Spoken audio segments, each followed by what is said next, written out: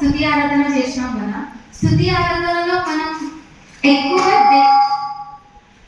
ఎక్కువ దేనికి ఇంపార్టెన్స్ ఇచ్చినాం అంటే ఎక్కువ దేనితో ఆరాధించినాం చెప్పండి దేవుణ్ణి? పాటలతోని, ప్రార్థనతోని. ప్రార్థనకి ఎక్కువ ఇంపార్టెన్స్ ఉందా, పాటలకు ఎక్కువ ఇంపార్టెన్స్ ఉన్నది కదా? ప్రార్థననే కదా. ప్రార్థన అంటే ఏంటో మీకు ఎవరికైనా తెలుసా ఇక్కడ? ప్రార్థన అంటే దేవునితోని మాట్లాడడం, దేవునితోని సంభాషణ, ఆయనతోని సహవాసం కలిగి ఉండడాన్ని ప్రార్థన అని మనం అంటున్నాం, అవునా? అయితే ప్రార్థన అనేది ఎలా చేయాలి, ఎవరికి చేయాలి, ఎందుకు చేయాలి అనేది ఈరోజు మన టాపిక్.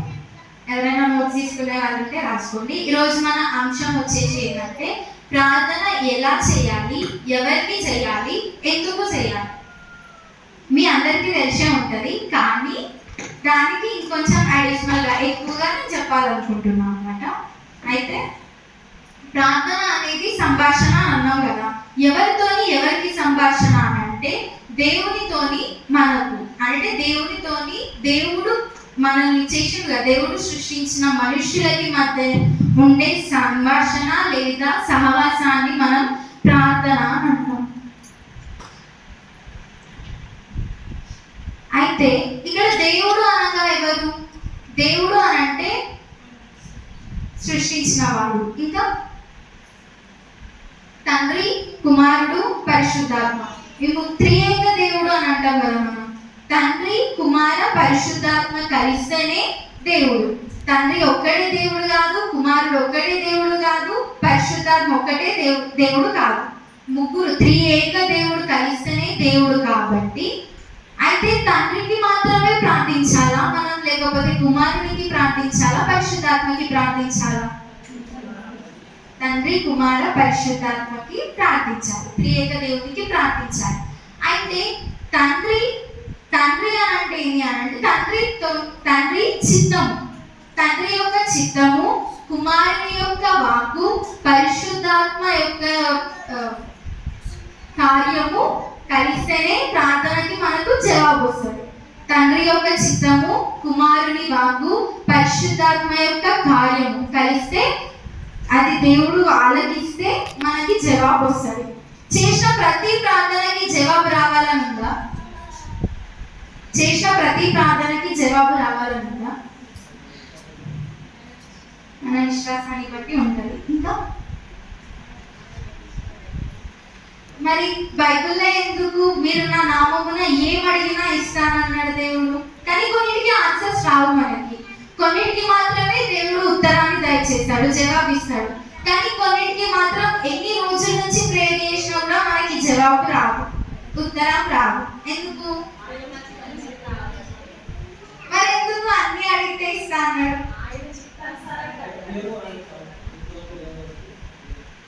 ఓకే, అది కూడా ఎందుకు, ఏం అడిగితే ఇస్తాడో ఏం అడిగితే ఇయ్యడో కూడా ఈరోజు చూద్దాం, ఓకేనా?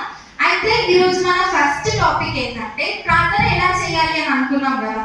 దాంట్లో ఫస్ట్ ఏంటంటే ప్రార్థనలో ఉండాల్సినవి ఏంటి, ప్రార్థనలో ఏమేమి ఉంటే దేవునికి ఇష్టం, దేవునికి నచ్చుతుంది, దేవుడు ప్రార్థనని ఆలకిస్తాడో చూద్దాం. ఫస్ట్ ఏంటంటే దేవుణ్ణి మనం ప్రార్థనలో ఎప్పుడైనా పూజించాలి. మనకు ఆల్రెడీ తెలిసిందేది, ఎందుకంటే మనం ఎప్పుడు ప్రార్థన స్టార్ట్ చేసినా ఫస్ట్ ఏమని స్టార్ట్ చేస్తాం? పరిశుద్ధుడు, పరిశుద్ధుడు, పరిశుద్ధుడు అని దేవదూతల మాదిరిగా మనం ఫస్ట్ ఆయనని పూజించిన తరువాతనే మన కోరికలు ఏమున్నాయో, మన తలంపులు ఏమున్నాయో, మనం ఏం అడగాలనుకుంటున్నామో దేవుడికి చెప్తాం. ఫస్ట్ ఆయనకి నచ్చింది ఏంటంట, దేవదూతల మాదిరిగా మనం ఆయనని పూజించాలి. దేవదూతలు ఎప్పుడైనా రెస్ట్ తీసుకుంటాయా? ఇంకొక 10 minutes ఆగి నేను మళ్ళీ చెప్తా పరిశుద్ధులు పరిశుద్ధులు అని అంటాయా దేవదూతలు ఎక్కడైనా? నిరంతరము ఆయనని, అంటే నోట్తోనే కాదు, మన హృదయంలో అయినా, మన తలంపుల ద్వారా, మన క్రియల ద్వారా అయినా మనం నిరంతరం పూజిస్తూనే ఉండాలంట. అయితే దేవుడు మన ప్రార్థనని ఆలకిస్తాడని ఎవరు చెప్తున్నారు? నేను చెప్తున్నానా? బైబిల్ చెప్తుంది, బైబిల్ సెలవిస్తుంది. నిరంతరం ఎడతెగక ఆయనని పూజిస్తూ ఉంటే దేవుడు ప్రార్థన ఆలకిస్తాడంట. ఇంకోటి ఏంటి అని అంటే పశ్చాత్తాప పడాలి, ఆయన దగ్గర వచ్చి పశ్చాత్తాపపడాలి. పశ్చాత్తాపపడడం అంటే క్షమాపణ కోరుకోవాలి. అవునా? మనం ఎవరైనా రోజుకి ఒక చిన్న తప్పు, చిన్న అబద్ధమైన ఆడకుండా పరిశుద్ధంగా దేవులా ఉంటున్నాం ఎవరైనా? లేదు. కాబట్టి ఆయన ముందర మనం వచ్చి ఆయన సన్నిధిలో సాగిలపడి శిరస్సు వంచి ఆయన ముందు మనం పశ్చాత్తాపపడాలి. అయితే దేవుడు మన ప్రార్థనని అంగీకరిస్తాడంట. ఇంకోటి ఏంటంటే థర్డ్ ఏంటంటే పాపాలని ఒప్పుకోవాలి. మనం చేసిన పాపాలు ఉండి నేను చేయలేదు అని చెప్పేసానంటే దేవుడికి నచ్చుతుందా? నచ్చదు. సో అందుకే మనం ఏమేమైతే పాపాలు చేసినామో ఆయన ఎదుట మనం ఆయననే మన సొంత రక్షకుడని అంగీకరించి ఆయన ఎదుట మనం పాపాలను ఒప్పుకుంటే దేవుడు మన ప్రార్థనని అంగీకరించి విని ఆలోచించి మనకి ఉత్తరాన్ని దయచేస్తాడు అని చెప్పేసి బైబిల్ సెలవిస్తుంది. ఏమేం చేయాలంట? ఫస్ట్ ఏం చేయాలి? ఆయనని పూజించాలి, ఆరాధించాలి. నెక్స్ట్ ఆయన ముందు పశ్చాత్తాపపడాలి. థర్డ్ది పాపాలను ఒప్పుకోవాలి. ఈ 3 ప్రార్థనలో మనం ఇంక్లూడ్ చేస్తే దేవుడు మన ప్రార్థనని ఆలకిస్తాడని చెప్పేసి బైబిల్ చెప్తుంది. నమ్మిన వాళ్ళు హల్లెలూయా చెప్పండి. హల్లెలూయా. అయితే ఇప్పుడు ఇట్లా చేయాలి అని అనుకున్నాం కదా. ఇంకొకటి సెకండ్ టాపిక్ ఏంటంటే ఎవరి కొరకు మనం ప్రార్థించాలి. ఓన్లీ మన కోసమే ప్రార్థిస్తే సరిపోతుందా? ఇతరుల కోసం ప్రార్థించాలి. ఎవరెవరి కోసం ప్రార్థించాలో చూద్దాం. అయితే ఫస్ట్ ఏంటంటే మన కోసం మనం ప్రార్థించాలి. మన కోసం మనం ప్రార్థించాలి. ఎందుకంటే మనం మంచిగా ఉంటేనే కదా వేరే వాళ్ళ కోసం కూడా ప్రేయర్ చేస్తాం. సో ఫస్ట్ మన గురించి మనం ప్రార్థించాలంట. నెక్స్ట్ ఒకరి కోసం ఒకరు ప్రార్థించాలి. ఒకరి కోసం ఒకరు ప్రార్థించాలి. ఆ నెక్స్ట్ ఏంటంటే కాపరుల కొరకు, బోధించే వారి కొరకు. అంటే కాపరులు అంటే పాస్టర్ వాళ్ళ గురించి, ఇక్కడ ఈ పాస్టర్ గురించే కాకుండా ఇంకెక్కడెక్కడైతే బోధించే వాళ్ళు ఉన్నారు, ప్రసంగించే వాళ్ళు ఉన్నారు, వాళ్ళందరి గురించి మనం మన రోజు ప్రార్థనలో ఇంక్లూడ్ చేయాలంట. వాళ్ళ గురించి కూడా మనం ప్రార్థించాలంట. ఇంకా రోగుల యొక్క స్వస్థత గురించి ప్రార్థించాలి. ఈ ప్రపంచం పైన రోజుకి కనీసం ఒక్కరికైనా కూడా అనారోగ్యం రాదా చెప్పండి? ఇప్పుడే మన సంఘంలో ఎవరికో ఒకరికి అనారోగ్యం ఉంటే ఉంటుంది. అయితే వాళ్ళ స్వస్థత గురించి కూడా మనం మన డైలీ ప్రార్థనలో జ్ఞాపకం చేసుకోవాలంట. ఇంకా ఇది ఇంపార్టెంట్, మన శత్రువుల గురించి కూడా ప్రార్థించాలంట. మనం శత్రువులను అంటే ఎట్లా చూస్తాం చెప్పండి?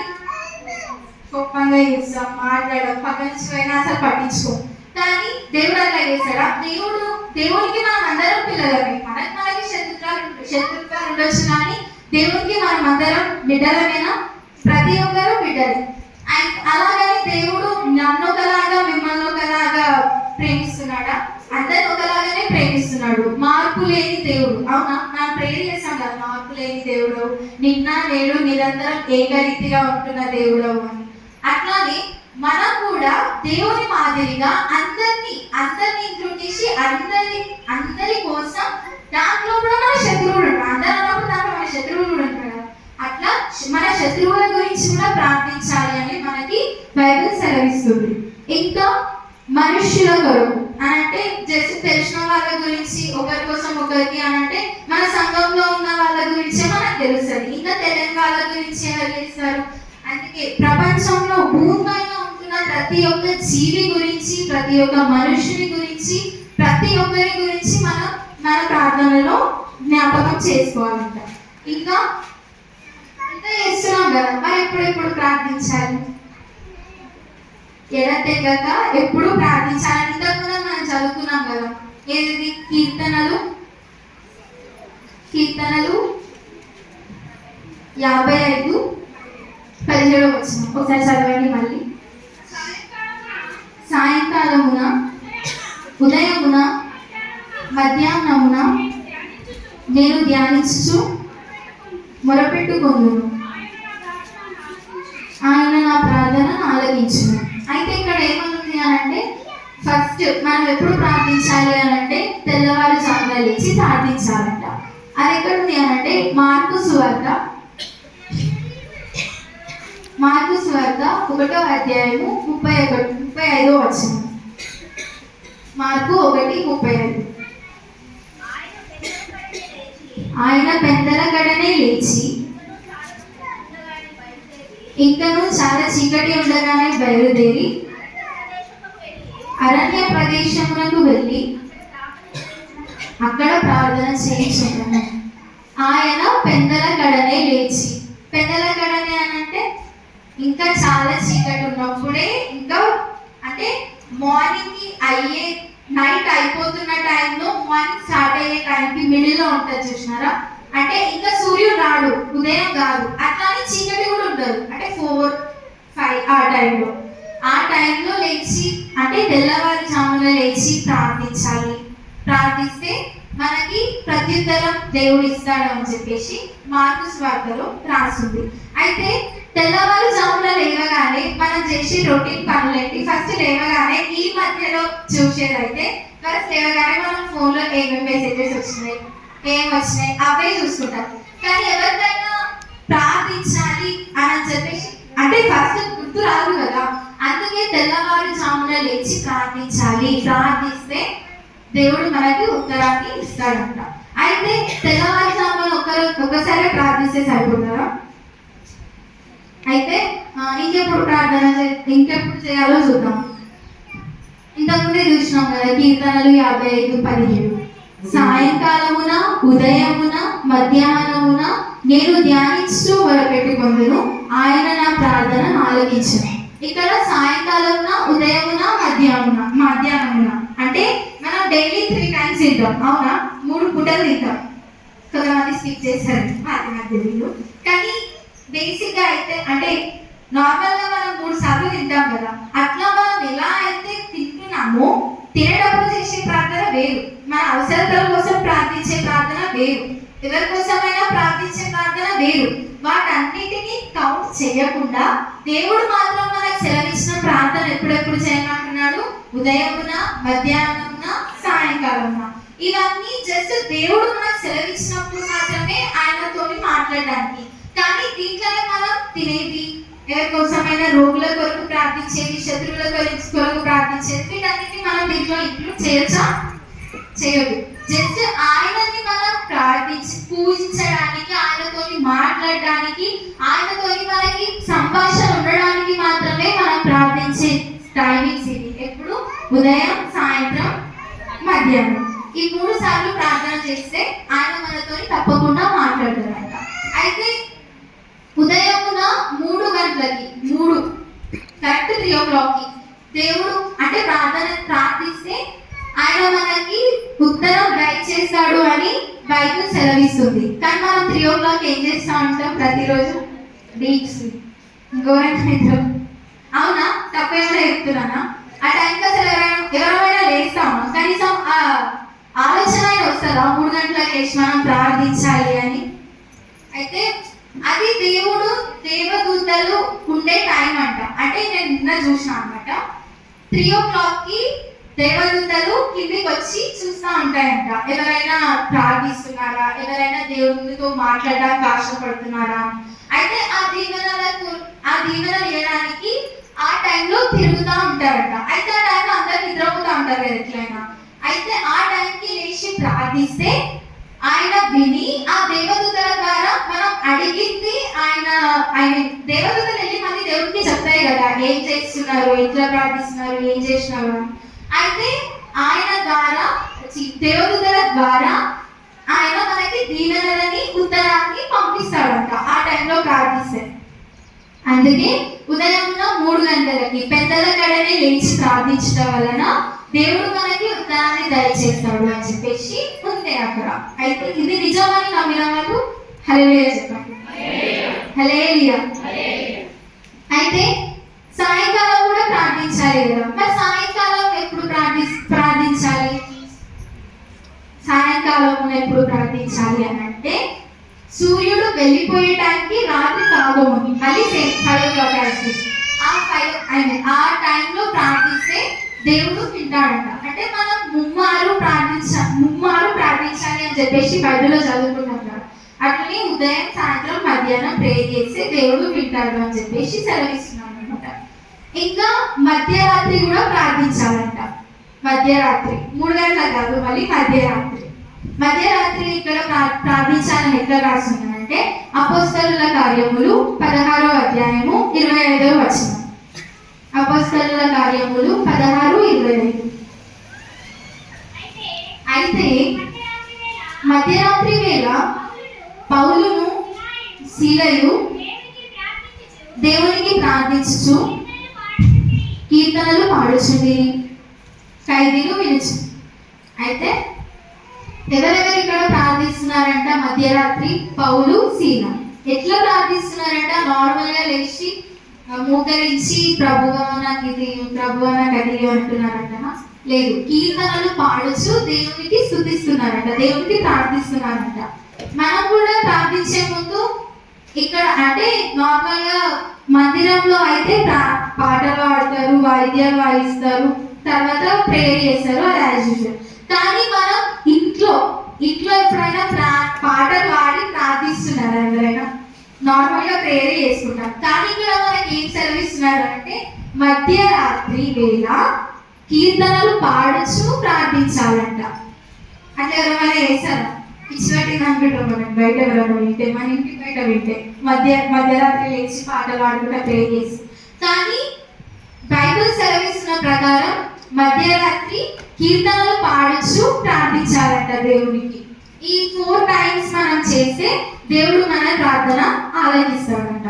అయితే ఎప్పుడు చేయాలో నేర్చుకున్నాం, ఎవరి గురించి చేయాలో నేర్చుకున్నాం, ఎట్లా చేయాలో నేర్చుకున్నాం. అయితే మన ప్రార్థన ఎట్లుండాలి అంటే ప్రార్థించే లక్షణాలు ఎట్లుండాలో చూద్దాం ఇప్పుడు. మార్కు సువార్త, మత్తయి సువార్త 6వ అధ్యాయము 6వ వచనం. మత్తయి సువార్త 6వ అధ్యాయము 6వ వచనం. నీవు ప్రార్థన చేయనప్పుడు నీ గదిలోనికి వెళ్ళి తలుపు వేసి రహస్యమందున నీ తండ్రికి ప్రార్థన చేయు. అప్పుడు రహస్యమందు చూచు నీ తండ్రి నీకు ప్రతిఫలం ఇచ్చును. హల్లెలూయా. ఏమంటున్నాడు ఇక్కడ? మనం ఎప్పుడు అంటే లక్షణాలలో ఫస్ట్ ఏంటంటే రహస్యంగా ప్రార్థించాలంట. అందరికి కనిపించేలాగా కాదు, రహస్యంగా ప్రార్థించాలి. అట్లయితే రహస్యమందు చూచు నీ తండ్రి అనంటే ఇక్కడ ఎవరు ఇంప్లిమెంట్ చేస్తున్నారు? మనకి తండ్రి. అంటే కుమారుని నామమున తండ్రికి మనం ప్రార్థిస్తే రహస్యంగా చూసే తండ్రి మన ప్రార్థనను ఆలకించి మనకి ప్రతిఫలం ఇచ్చును అని చెప్పేసి రాసు. అవునా? అయితే మనం రహస్యంగా ఎంతమంది రహస్యంగా ప్రార్థిస్తున్నారు చెప్పండి? అంటే ఇక్కడ విజ్ఞాపన ప్రార్థన ప్రార్థించడం వేరు, అది అందరికీ వినిపిస్తుంది. కానీ దేవునికి మనం గదిలోకి వెళ్ళి తలుపు వేసుకొని రహస్యంగా ప్రార్థించాలంట. రహస్యంగా అంటే ఎవరికి తెలియదు. ఇప్పుడు మనకి నార్మల్ గా ఫ్రెండ్స్ ఉంటారు, ఏమైనా సీక్రెట్ ఉంటుంది, ఎవరికి చెప్పకు అని అంటే అది సీక్రెటే కదా. అయితే మన ఆలోచనలు, మన తలంపులు, మన అవసరతలు ఏమున్నాయో అవి కూడా రహస్యంగానే దేవునికి మనం చెప్పాలి. రహస్యంగా ఉంటే అంటే దేవుడు మన ఫ్రెండ్ కదా, దేవుడు మన ఫ్రెండే కదా. ఫ్రెండ్ ఆయననే, తండ్రి ఆయననే, మనకి ఎవ్రీథింగ్ ఏదైనా కూడా ఆయననే. కాబట్టి ఆయనతోని మనకు సంభాషణ ఎలా ఉండాలి అని అంటే టోటల్ గా సీక్రెట్ గా మెయింటైన్ చేయాలంట. మనం అడిగేది కానీ, మన ఆలోచనలు కానీ, మన అవసరాలు కానీ ఇంకెవరికి కనబడద్దు, వినబడద్దు. అట్లా అయితేనే దేవుడు వాటికి రహస్యంగా, దేవుడు కూడా అందరు చూసేలాగా చూడడు కదా, ఆయన కూడా రహస్యంగానే చూసి మనకి ప్రతిఫలం ఇస్తాడంట. అయితే రహస్యంగా ప్రార్థించడం వలన మన సమస్యలు ఏమున్నాయో, మన ప్రాబ్లమ్స్ ఏమున్నాయో మనం ఏమన్నా అన్ని చెప్పుకోవచ్చు దేవునికి. ఎవరైనా వింటున్నారని మనకు అనిపించినా కొన్ని చెప్పుకోలేని ఉంటాయి, కొన్ని చెప్పుకునేవి ఉంటాయి. చెప్పుకోలేని కూడా మనం సీక్రెట్ గా ప్రే చేసి దేవునికి చెప్పుకోవచ్చు కదా. అందుకే రహస్యంగా ప్రార్థించాలి అని చెప్పేసి సెలవిస్తున్నాడు. అయితే సెకండ్లీ ఏంటంటే మత్తయి సువార్త 14వ అధ్యాయము 23. మత్తయి 14:23. ఆయన ఆ జన సమూహములను పట్టివేసి ప్రార్థన చేయుటకు ఏకాంతముగా కొండ ఎక్కిపోయి సాయంకాలం అయినప్పుడు ఒంటరిగా ఉండేది. ఇక్కడ ఎవరైనా తీసుకొని వెళ్ళిండా దేవుడు కొండ పైనకి? జస్ట్ ఒక్కడే వెళ్ళిండు, ఏకాంతంగానే. సెకండ్ లక్షణం ఏంటి? ఫస్ట్ ఇది రహస్యంగా ప్రార్థించాలి. సెకండ్ ఏంటి? ఏకాంతంగా ప్రార్థించాలి. కుటుంబ ప్రార్థన వేరు, మళ్ళీ దీనికి ఇంక్లూడ్ చేయదు. కుటుంబ ప్రార్థన వేరు, కానీ మనం దేవునితోని ఏకాంతంగా రహస్యంగా ఆయనకు మనకు మాత్రమే తెలిసే విధంగా మన రిలేషన్షిప్ ని మనం మెయింటైన్ చేయాలన్నమాట దేవునితో. దేవుడికి మనకి మాత్రమే తెలియాలి మనం మాట్లాడుతున్నాం దేవునితో, ఇంకెవ్వరికి తెలియని అవసరం లేదు. అవునా? రహస్యంగా ప్రార్థించాలి, ఏకాంతంగా ప్రార్థించాలి. ఏకాంతంగా అంటే ఎవ్వరు ఉండొద్దు మన పక్కన. మనం ఏం చెప్తున్నామో, ఏం చేస్తున్నామో, ఎలా ప్రార్థిస్తున్నామో మనకు దేవునికి మాత్రమే తెలిసేలాగా ప్రార్థించాలి. అయితేనే దేవుడు ఆ ప్రార్థనని వింటాడు, ఆలకిస్తాడు, మనకి ప్రతిఫలం ఇస్తాడు. కొంతమంది ప్రేయర్ చేస్తూ ఉంటారు. ఎట్లా అంటే జస్ట్ ఎవరైనా చూసినప్పుడు మాత్రమే ప్రార్థిస్తారు. అది కూడా మళ్ళీ హృదయపూర్వకంగా చేయరు. జస్ట్ నార్మల్ ఏదో పైనకి అందరు చూస్తున్నారు కదా, మళ్ళీ నేను ప్రే చేయట్లేదేమో అనుకుంటారేమో అన్న ఒక దాని గురించి ప్రార్థిస్తారే కానీ మనసు పూర్తిగా దేవునికి మన హృదయాన్ని అర్పించి, మన హృదయం ఎట్లా అర్పించాలంట దేవుడికి అంటే బిందెల నుంచి వాటర్ కిందికి, బిందెల నుంచి వాటర్ ఇట్లా కిందికంటే మొత్తం పడతాయి కదా, బిందెల నుంచి నీళ్లు కుమ్మరించినట్లుగా దేవుని సన్నిధిలో మన హృదయాన్ని దేవునికి అట్లా కుమ్మరించి మన పూర్ణ హృదయంతో దేవునికి ప్రార్థించాలి.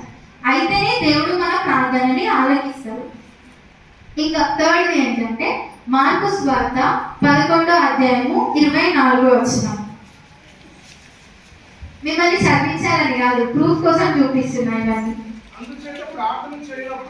అందుచేత ప్రార్థన చేయనప్పుడు మీరు అడుగుచున్న వాటి నెలను పొంది ఉన్నామని నమ్ముడు, అప్పుడు అవి మీకు కలుగునని మీతో చెప్పుచున్నాను. అయితే ఇప్పుడు మీకు ఒక క్వశ్చన్ అన్నమాట. విశ్వాసం అంటే ఏంటి? కనిపించని దాన్ని నమ్మడమే విశ్వాసం. వాస్తవానికి తెలుసు, అంటే వాళ్ళు పాస్ చేశారు, వాళ్ళు చదువుకున్నారు కదా, మీకు తెలుస్తుంది. కానీ కనిపించని దానిని నమ్మడమే విశ్వాసం. అయితే ఇప్పుడు మనకి ఒక ఎగ్జాంపుల్ చెప్తున్నా మీకు, ఉదాహరణ. గాలి వస్తుంది, కనిపిస్తుందా మీకు గాలి? అండ్ దాని కలర్ ఏంటి, దానికి ఎట్లా వస్తుంది, ఎక్కడి నుంచి వస్తుంది? ఎవరికైనా కనిపిస్తుందా గాలి? కనిపించిన వాళ్ళు చెప్పండి ఇట్లా ఉంటుంది అని. సో గాలి అనేది మనం పీల్చుకుంటున్నాం, గాలి లేకపోతే మనం అసలు బ్రతుకుతామా? సో గాలి అనేది కనిపించదు, కానీ అది ఉంది అని అయితే మనం చెప్తామా? గాలి లేదు అని చెప్పేసి ఎవరైనా అంటారా? భూమిపై ఒక్క మనిషి అయినా గాలి లేదు అని ఎవరైనా చెప్తారా? సో కనిపించడాన్ని మనం పీలుస్తున్నాం, అది ఉందని నమ్ముతున్నాం, దాని ద్వారానే మనం బతుకుతున్నాం. గాలిని నమ్ముతున్నప్పుడు ఈ గాలిని సృష్టించిన సృష్టికర్త నమ్మడానికి ఏంటి? అవునా? అయితే కనిపించని దాన్ని నమ్మడమే విశ్వాసం అని అంటున్నాం కదా. కనిపించని దేవునికి ప్రార్థిస్తే అది మనకు వస్తుంది అని నమ్మడమే ప్రార్థనలో ఉండే 3వ లక్షణం. అది మన విశ్వాసంతోనే ప్రార్థించాలి. వస్తుందో రాదు, ఉత్తరం ఇస్తాడో ఇయ్యడు, ఆన్సర్ వస్తుందో లేదో అని సందేహంతో మనం ఎప్పుడైతే ప్రార్థిస్తామో అది దేవుని పైన మనం నమ్మకం ఉంచినట్ట. అది మనం వస్తుందో రాదో అంటే దాన్ని కరెక్ట్ గా మనం నమ్మట్లేం కదా. అంటే 50-50 వస్తుందో రాదు అంటే దేవుడు కూడా 50-50 చేస్తాడు, అప్పుడు వస్తుందో రాదు అన్నట్టే. అందుకే పూర్ణ విశ్వాసంతో దేవునికి ప్రార్థించాలి, విశ్వాసం ఉండాలి. ప్రతి క్రైస్తవురాల్ని ఎక్కడైనా కూడా క్రైస్తవురాలు అని అనకుండా ఇంకొకటి మనకి ఇచ్చిన బిరుదులు ఏంటంటే విశ్వాసి అని అంటే విశ్వాసంతో కూడి ఉన్న మనుషులకి గల పేరు విశ్వాసి. అవునా? క్రైస్తవులన్నా విశ్వాసులను ఒకటేనా? తప్ప. క్రైస్తవులు అంటే కూడా మనుషులే, విశ్వాసులు అంటే కూడా మనుషులే.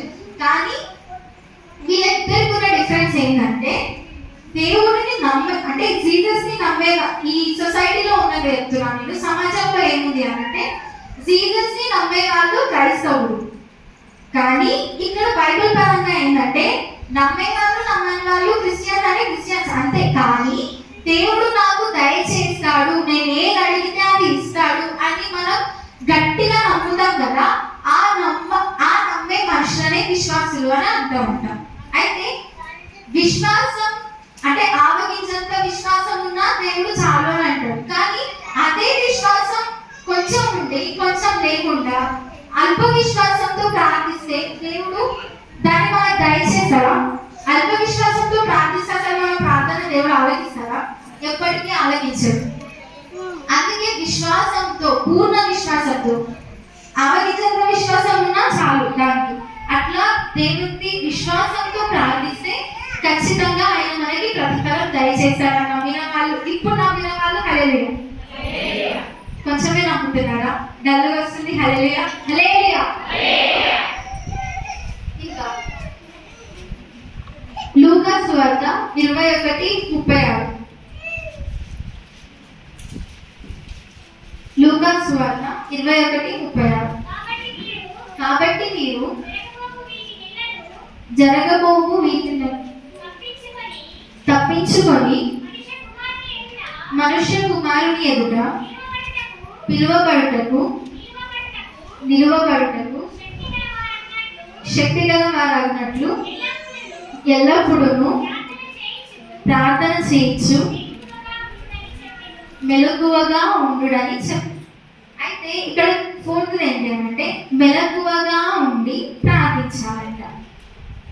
మనం మెలకువగా ఉండి ప్రార్థించాలి అన్నదానికి అంటే మెలకువగా ఉండడం అంటే డే అంతా మనం మేల్కొనే ఉంటాం, అది కాదు మెలకువగా ఉండడం అంటే. ఆత్మ విషయమై మనం మెలకువగా ఉండి ప్రార్థించాలి. శారీరకంగా మనం మెలకువగానే ఉంటాం, కానీ ఆత్మ విషయమై మెలకువగా ఉండి ప్రార్థిస్తే దేవుడు మనకు ప్రత్యుత్తరం దయచేస్తాడు. అయితే ఈ మెలకువ ఎలాంటిది అంటే రాబోయే దాన్ని ముందే గ్రహించి ఆ ఆపద మనకి రాకుండా దేవుని యందు నమ్మిక వచ్చి మనం ప్రార్థించాలంట. అయితే అంటే ఇప్పుడు ఏదో ఒక ఇప్పుడు వర్షం పడట్లేదు, ఎగ్జాంపుల్ చెప్తున్నా, ఈ సీజన్లో ఈ వర్షాకాలంలో వర్షాలు పడట్లేదు, అందరు ఎక్కడైనా వర్షాల గురించి ప్రేర్ చేస్తున్నారు. కానీ మనం మెలకువగా ఉండి అంటే ఇప్పుడు మనకి తెలిసి ఇప్పుడు వర్షం పడట్లేదని మనం అనుకొని ప్రార్థిస్తున్నామే. కానీ సమ్మర్లో ఎవరైనా దీని గురించి వర్షాకాలం గురించి, వర్షాకాలంలో వర్షాలు పడాలి అని సమ్మర్లో ఎవరైనా ప్రే చేసినా? అదే మెలకువగా ఉండడం. ఆత్మ విషయమై మెలకువగా ఉండి ప్రార్థించాలి. అంటే ముందు ఎలాంటి అనార్థాలు ఉంటాయో మనం గ్రహించి అవి రాకుండా దేవుని యందు నమ్మిక ఇచ్చి ప్రార్థించడమే మెలకువగా ఉండి ప్రార్థించడం. ఇది క్రైస్తవుని ప్రార్థనకు ఉండవలసిన లక్షణం అంట. అయితే మెలకువగా ఉండి ప్రార్థించకపోతే ఏమైతుంది? మెలకువగా ఉండకుండా ప్రార్థించకపోతే ఏమైతుంది? శోధన పాలైతుంది, ఏదో ఒక అనార్థాలు జరుగుతాయి. అందుకే మెలకువగా ఉండి ప్రార్థించాలి అని ఇంకొక లక్షణం అని తెలుసుకుంటున్నాం. ఇంకా మత్తయి సువార్త 26:41.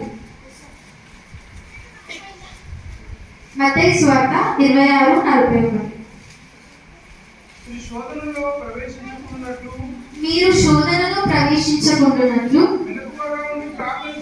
మెలకువగా ఉండి ప్రార్థన చేయుడు. ఆత్మ సిద్ధమే గాని శరీరము బలహీనం. అయితే ఇక్కడ రెండు లక్షణాలు తెలుస్తున్నాయి మనకి ఈ వాక్యం ద్వారా.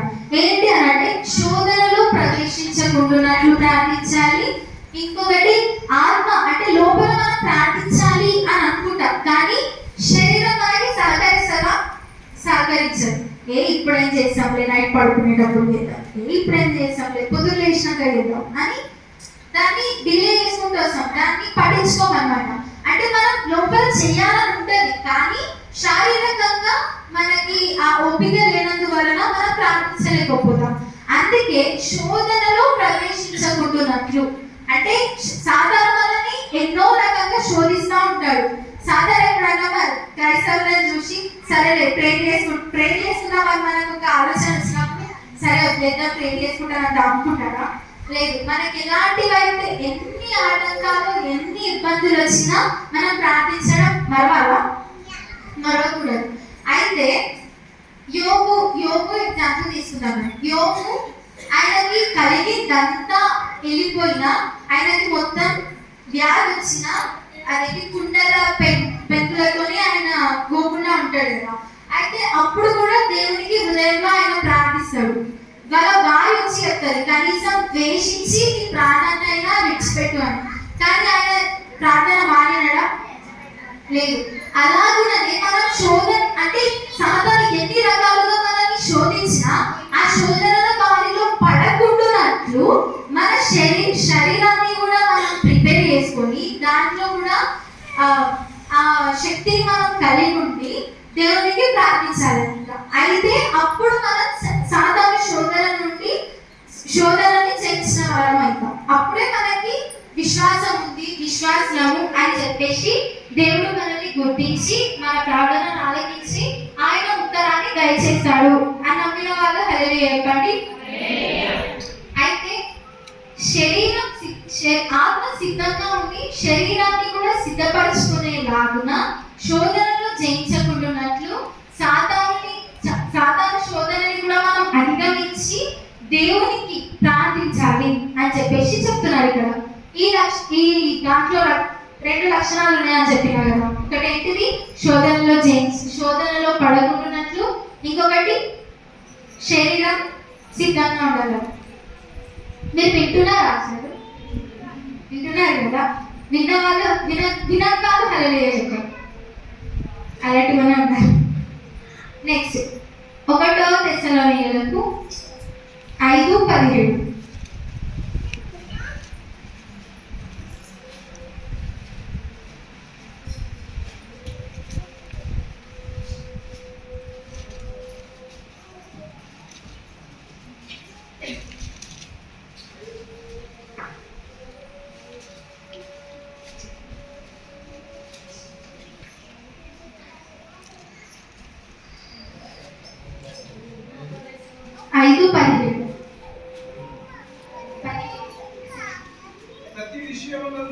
ప్రతి విషయమునందు కృతజ్ఞతాస్తుతులు చెల్లించుడి. ఇలాగు చేయుట యేసుక్రీస్తునందు మీ విషయములో దేవుని చిత్తము. ఇక్కడ ఏముంది అని అంటే మనం ఇవన్నిటికీ ఇప్పుడు అన్ని విషయాల గురించి ప్రార్థించినాం, అన్ని లక్షణాలతో ప్రార్థించినాం.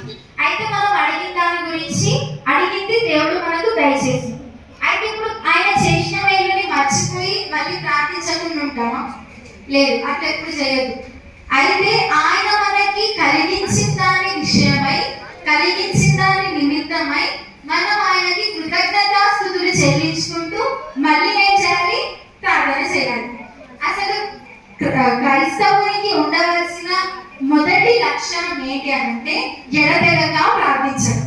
ఎప్పుడు చూసినా మనం ప్రార్థిస్తూనే ఉండాలి. అది కళ్ళు మూసుకొని మోకరించి శిరస్సు వంచి చేయాలి అనే కాదు. మన హృదయంలో కూడా దేవుని మనం ఎప్పుడు ప్రార్థిస్తూనే ఉండాలి. ప్రతి పని స్టార్ట్ చేసినప్పుడు ముగించినాక. ఎందుకంటే స్టార్ట్ చేసినప్పుడు నీ కృప ఉండాలి, ఎండ్ చేసినందుకు నీ కృప వచ్చినందుకు థ్యాంక్స్. ఇది మనం ఫాలో అయితే దేవుడు మనం అనుకున్నది, మనం అడిగింది ఖచ్చితంగా దయచేస్తాడు.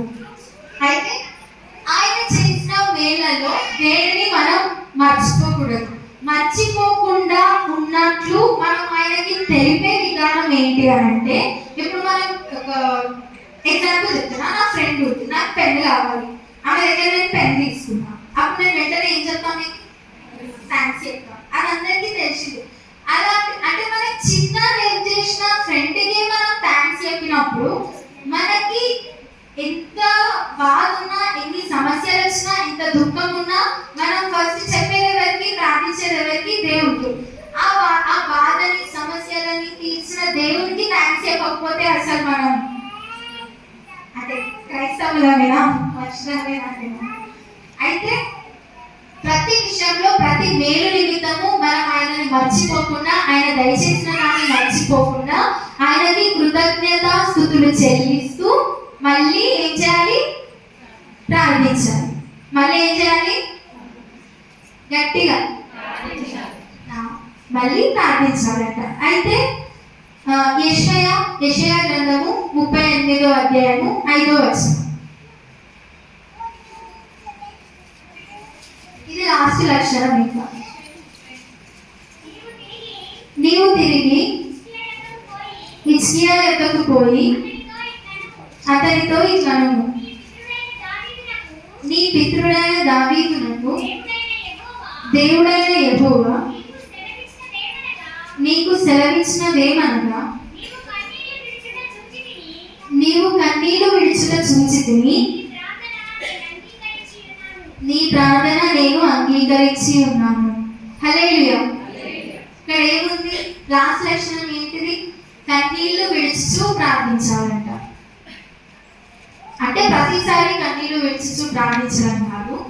మనకి ఎలాంటిది అంటే ఎన్నో బాధలు చెప్పుకొని ఉంటాయి. అయితే దేవునికి అవి మనం చెప్తున్నప్పుడు ఆయనకి ఏం ఇష్టం చెప్పండి అంటే తిరిగి నలిగిన మనసే ఆయనకి ఇష్టమైన బలులు కదా. అయితే కన్నీళ్లు విడుస్తూ ప్రార్థించాలి. విరిగి నలిగిన హృదయంతో ప్రార్థిస్తే ఆ దేవుడు ప్రార్థనని దేవుడు అలక్ష్యం చేస్తాడా? చేయడు. విరిగి నలిగిన మనసుని దేవుడు ఎప్పుడు అలక్ష్యము చేయడు. ఆయన వినకుండా దాన్ని వదిలేడు. అందుకే కన్నీళ్లు విడుచుచు విరిగి నలిగిన హృదయంతో పూర్ణ హృదయంతో దేవునికి ప్రార్థించాలి. ప్రార్థనలో ఈ లక్షణాలు చాలా ఇంపార్టెంట్ అన్నమాట. ఫస్ట్ ఏంటిది? పెద్దల గడనే లేచి ప్రార్థించాలి, రహస్యంగా ప్రార్థించాలి, ఏకాంతంగా ప్రార్థించాలి, విశ్వాసంతో ప్రార్థించాలి, సందేహం లేకుండా విశ్వాసంతో ప్రార్థించాలి, మెలకువగా ఉండి ప్రార్థించాలి, శోధనలో ప్రవేశించకుండా ఆత్మని సిద్ధపరచుకొని శరీరంగా కూడా సిద్ధమై దేవునికి ప్రార్థించాలి. ఇంకా ఇవన్నీ ఇచ్చినందుకు కృతజ్ఞతతో దేవునికి ప్రార్థించాలి. ఇంకా కన్నీళ్లు విడిచుచు ప్రార్థించాలి. అర్థమైన అందరికీ ఈ లక్షణాలు ఇప్పటి నుంచి ఫాలో అవుతారు. అందరూ ఫాలో అవుతామైన వాళ్ళు హల్లెలూయా చెప్పండి. బోర్ కొడుతుందా? ఒక సాంగ్ ఆడుకుందామా? ఆడదామా వద్దాం? యెహోవా నీ నామము ఎంతో బలమైనది, ఎంతో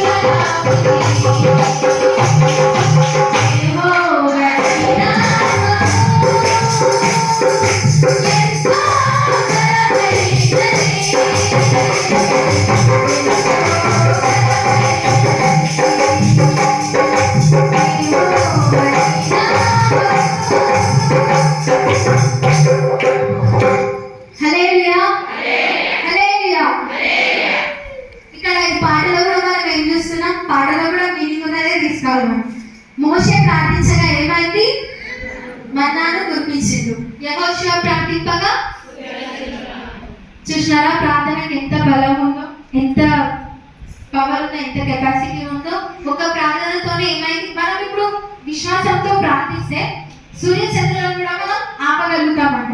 అలానే అంటే యెహోషువ కూడా ప్రార్థన ద్వారానే కానీ ఆయన మాటలను ఆపేసినాడు. నువ్వు ఆగిపో అనగానే ఆగిపోయిందా? సూర్యుడు రాకుండా ఆగిపోలేదు కదా. ప్రార్థిస్తే ఏదైనా సాధ్యమే. ప్రార్థనతోనే ప్రతిదీ సాధ్యం. ఏదైనా ప్రతిదీ సాధ్యమే ప్రార్థనతో. అట్లనే మోషే కూడా ప్రార్థింపగా మన్నాను కురిపించింది. కానీ దేవుడు చెప్పిన దానికి లోబడి ప్రార్థిస్తేనే దేవుడు దాన్ని చేశాడనమాట. లాస్ట్ లో ఏమైతుంది? బండతో మాట్లాడమంటే బండని కొడతాడు మోషే. అవును తెలుసా మీకు అందరికీ మోషే స్టోరీ? లేనందువల్ల పాలు తేనెలు ప్రవహించే దేశానికి మోషేని దేవుడు ప్రవేశింపలేదు. అందుకే ప్రార్థనతో పాటు ఆయనకి లోబడడం కూడా ఇంపార్టెంట్. ఆయన చెప్పిందే వినాలి, మనకి సొంతంగా చేయదు. కానీ ఎంత గొప్ప దేవుడు అంటే దాన్ని కొట్టినా కూడా వాటర్ ఇచ్చేదు. కానీ దేవునికి మోషే అక్కడ లోబడ్డా, అక్కడ లోపడలేదు. కాబట్టి ఆయనకి కల్పించిన దీవెనని ఆయన చేతులగా ఆయననే పోగొట్టుకున్నాడు. అందుకే మనం ప్రార్థించాలి, ఆయన చెప్పిన దానికి లోబడాలి. అలాగనే ఆయన చెప్పిందే చేయాలి, వేరే ఎక్స్ట్రా చేయొద్దు. అయితేనే దేవుడు మనకి మన ప్రార్థనను అంగీకరించి దానికి ప్రతిఫలం ఉత్తరం దయచేస్తాడు. అయితే ఇప్పుడు ఇవన్నీ తెలుసుకున్నాం కదా, ఏమేమి ఉండాలి, ఎట్లా చేయాలి, ఏమేమి లక్షణాలతో ప్రార్థించాలి అని. అయితే ఏమేమి అడగాలో కూడా చూసుకున్నాం. ప్రార్థనలో దేవునికి మనం ఏమేమి అడగొచ్చు, ఏమేమి అడగొద్దు. అయితే ఏం అడగొచ్చు అంటే బైబిల్లో ఉన్న వాటి అంటే మీకు ఏదైనా అడగవచ్చు. ఏమైనా నా నామమున ఏమైనా నేను అడిగినను ఇస్తును అని చెప్పేసి యోహాను 14:13 ఉంటుంది. యోహాను 14:13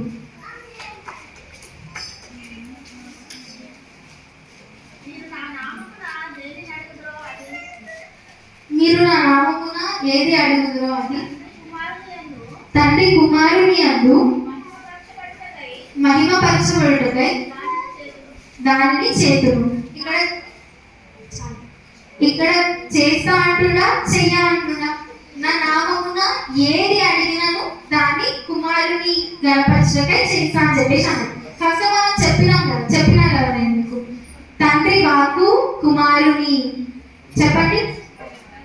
తండ్రి వాక్కు తండ్రి చిత్తము కుమారుని వాక్కు పరిశుద్ధాత్మ యొక్క కార్యము వలన ఏది అడిగినా దేవుడు మనకి ప్రార్థనలో దయచేశాడు అని మనం తెలుసుకున్నాం కదా.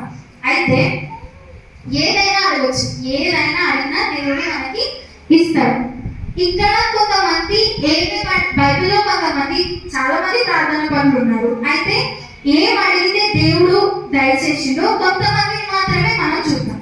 అయితే ఫస్ట్ ఏంటి అంటే వారసుని కొరకు అంటే ఎంతో మందికి సంతానం ఉండదు, అంటే ఎంతో మందికి అంటే ఉండకపోవచ్చు. అలాంటి వాళ్ళు ఒక కుమారుని కోసమైనా కుమార్తె కోసమైనా బేసిక్ ఎవరైనా కుమారులనే అడుగుతారు అనుకోండి ప్రార్థనలో.